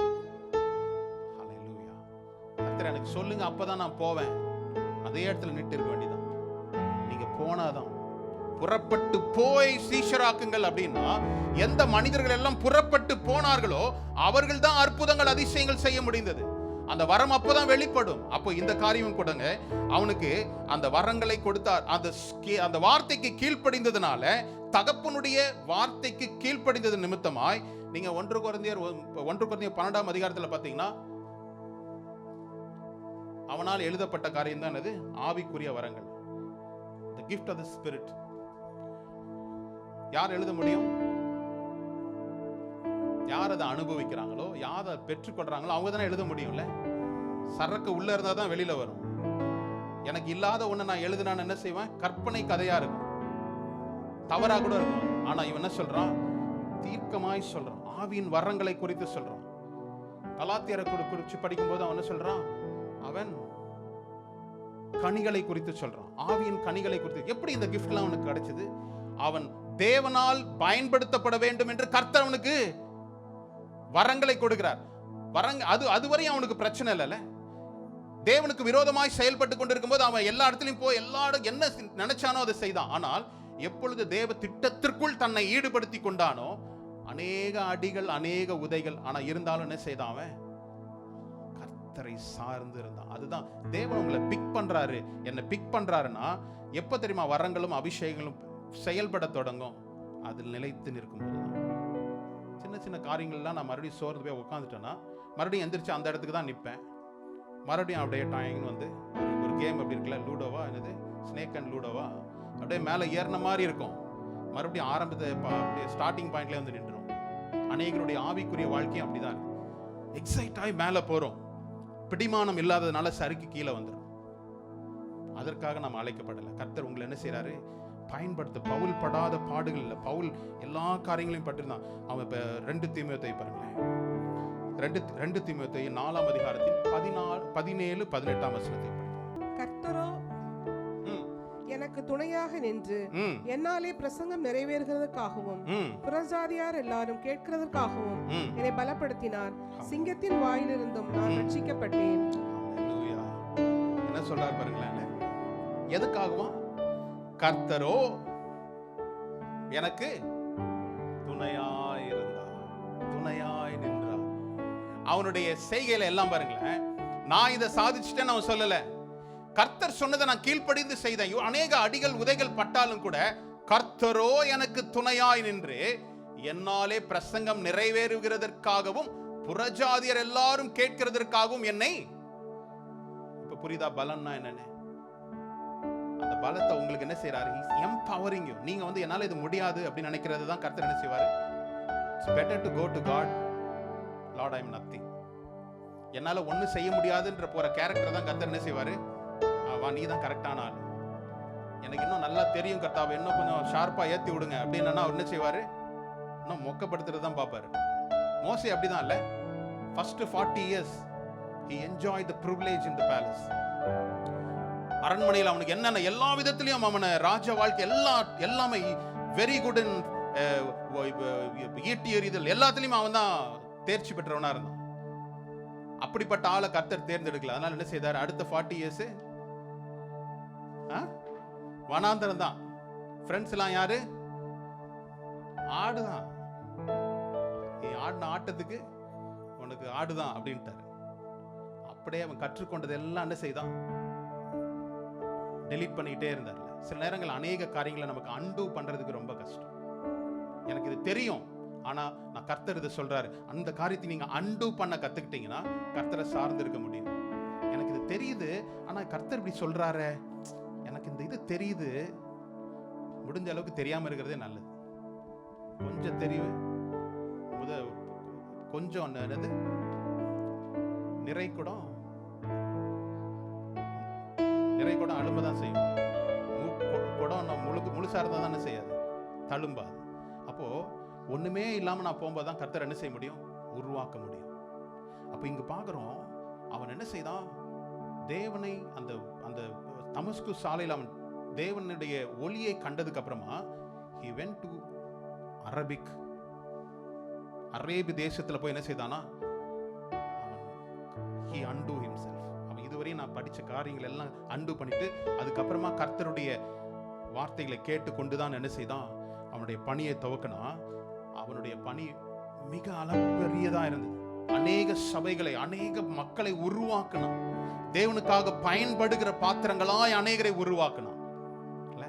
ஆனா இந்த உருவாக்குதல் நிமித்தமாய் அவனுக்கு பட்டதெல்லாம், அவன் பெற்றுக்கொண்டதெல்லாம் என்னது? காயங்கள், அடிகள், உதைகள். அவன் சொல்றான், நான் எனக்காக தலை கொடுத்தவங்களும் சில பேர் இருக்காங்க, ஆனா நான் ஜெயில இருக்கிறேன்றது என்னை பார்த்து ஓடி போனவர்களும் இருக்கிறாங்க. அப்போ இதெல்லாம் அனுபவிக்கும் போது கூட கர்த்தர் அவன் சொன்ன வார்த்தை என்னது? கர்த்தரோ எனக்கு துணையாய் நின்று என்னை பலப்படுத்தினார், சிங்கத்தின் வாயிலிருந்தும். ஹல்லேலூயா. புரியுதா? இப்போ கர்த்தர் உங்களை துணை செய்கிறார், ரட்சிக்கிறார். இப்போ நான் அவருக்காக நிற்கும் போது கர்த்தர் எனக்கு சகாயரா, துணை செய்கிறவரா இருக்கிறாரு. மூன்றாவது பாருங்க, மூன்றாவது என்னது? யோசேப்பை எதனால பகைத்தாங்க? சொப்பனம் கண்டான்ல. சொப்பனம்னா என்னது? வெளிப்பாடு.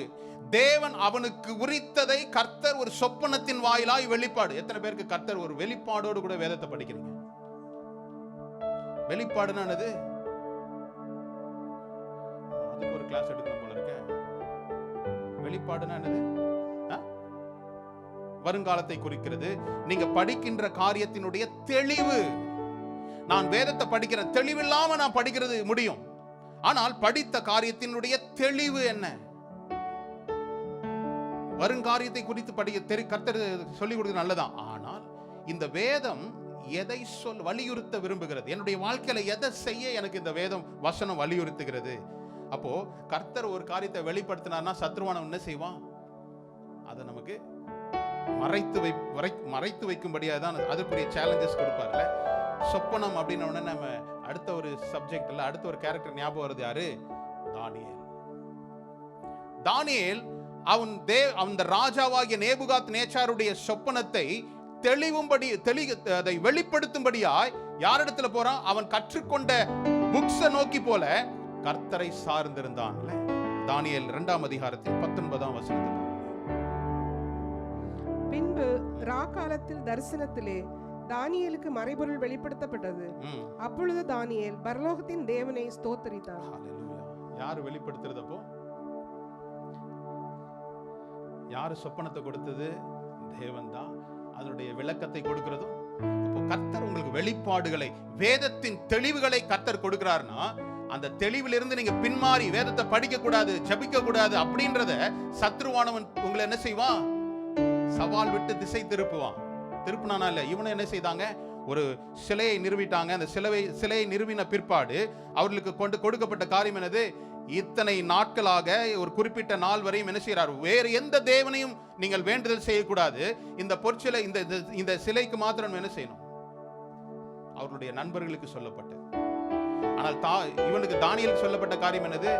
யாரும் வேறு தேவர்களுக்கு நீங்க உங்களுடைய விண்ணப்பங்களை செய்யலாம். ஆனா இவன் என்ன செய்தான்? வழக்கத்தின்படியே தன்னுடைய கதை வாசல்களையும் ஜன்னல்களையும் திறந்து இஸ்ரவேலின் தேவனாய் நோக்கி என்ன செய்தான்? அதனால விளைவு என்னது? இங்கேயும் ஒரு சிங்கம் வருதா? 3 சிங்கங்களை பாத்தீங்களா? தேவ பிள்ளைகளுக்கு விரோதமாய் ஒரு பலசாலியான ஒரு பலத்தை நிரூபிக்கக்கூடிய ஒரு காரியம் உங்களை எதிர்கொண்டே வந்து கொண்டே இருக்கும். ஆனால் சிங்கம் மேற்கொண்டதா? நாம் பார்த்த இந்த 3 இடங்களிலும் சிங்கம் தேவனால் அனுப்பப்பட்ட, தேவனால் தெரிந்து கொள்ளப்பட்ட ஜனத்தை மேற்கொண்டதா? கிடையாது. ஏன் சிங்கம் சொல்றாரு? இந்த பூமியில ஒரு ஆக்ரோஷமான ஒரு சிங்கம் இல்ல. ஒருவேளை நம்ம இந்தியாவில் இருக்கிற சிங்கத்தை நீங்க ஒரு ஜூல அடைச்சு போட்டது பார்க்கலாம். அதே பாவம் போல போட்ட எலும்பு, அதே எலும்பு தோலுமா தான் இருக்கிற மாதிரி பார்ப்பீங்க. உண்மையான ஒரு ஆப்பிரிக்கன் லயனை அதோட டெரிட்டரியில போய் பார்த்துருப்பீங்களான்னா இல்லை. நம்ம இப்ப வீடியோஸ் எல்லாம் பார்க்கிறோம், சஃபாரி டூர்லாம் போறாங்க இல்ல. இவங்க ஜெயிலுக்குள்ள இருக்கிற மாதிரி, இவங்க குகைக்குள்ள இருக்கிறாங்க. சிங்கத்தெல்லாம் சிங்கம் ஃப்ரீயா இருக்குது. மகனை நீ வெளியில வாடா அப்படின்ற மாதிரி சிங்கங்கள் அவர்களை பார்த்து சொல்றேன். கர்த்தர் நிமித்தமாய் தேவனுடைய அன்பை பெற்றுக்கொண்ட ஜனங்கள், கர்த்தருடைய வரத்தை ருசித்த பிள்ளைகள், தேவனுடைய வெளிப்பாடுகளை பெற்ற ஜனங்களை நோக்கி தான் சத்ருவானவன் என்ன செய்வான்? அவனுடைய ஆயுதங்களை தொடர்ந்து செலுத்தி கொண்டே இருப்பான். ஆனால் எல்லாவற்றிலும் இருந்து கர்த்தர் உங்களுக்கு துணையாளராய். ஹல்லேலூயா. காலை வேளையில எத்தனை பேர் அதை உள் வாங்கிட்டீங்கன்னு தெரியல. இந்த மாசத்துல கடைசி நாள்ல நிக்கிறீங்க ஒரு தீர்மானத்தோடு கூட, கர்த்தாவே வேதத்தின் வெளிச்சத்துல வாழ எனக்கு பலனை தார். கர்த்தர், இன்று நான் உங்களுடைய கரங்களில் ஒப்பு கொடுக்கிறேன். என்னை உருவாக்கும். நீர் எனக்கு துணையாளர், என்னை மீட்பர், என்னை சகாயர். நான் உண்மையை நோக்கி பார்க்கிறேன்னு சொல்லி ஒரு விஷயம் நாம் அவரை நோக்கி பார்ப்போம். எல்லாரும் எழுந்திருப்போம்.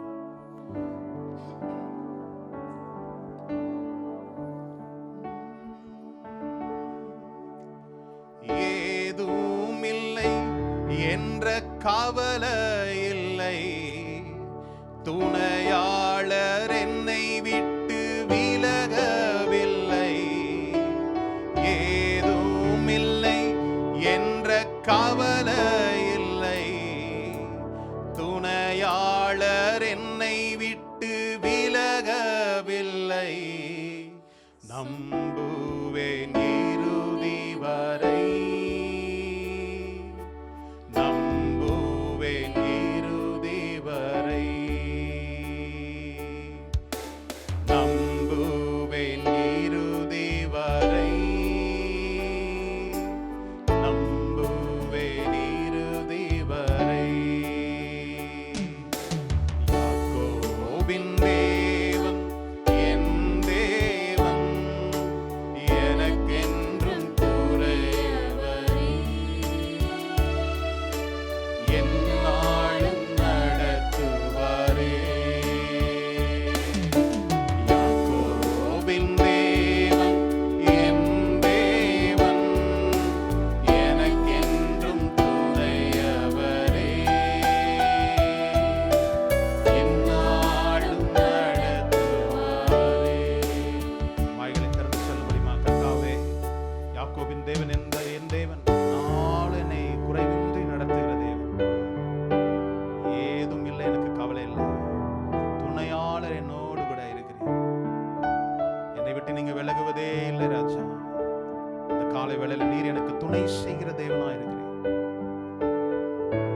என்னை நடத்துகிற தேவனாய் இருக்கிற என்னை மீட்டீர், என்னை காத்து கொண்டீர். நான் வழுவாதபடி என்னை நீர் கர்த்தாவே என்னை காத்து கொண்டதற்காய் ஸ்தோத்திரம். வாய்களை திறந்து ஒரு சில வினாடிகள் கர்த்தாவே, என்னுடைய குடும்பத்திற்கு நீர் துணையா இருக்கிறீர், என்னுடைய பிள்ளைகளுக்கு நீர் துணையா இருக்கிறீர் ராஜா, சகாயரா இருக்கிறீர் கர்த்தாவே. இந்த காலை வேளையில் எங்களோடு கூட நீர் பேசியதற்காக உங்களுக்கு நன்றி செலுத்துகிறோம். தொடர்ந்து காத்துக்கொள்ளும், பலப்படுத்தும், தாழ்த்துகிறோம், உடைய கரங்களில் ஒப்புக் கொடுக்கிறோம். இயேசு கிறிஸ்துவின் நாமத்தில் தான்.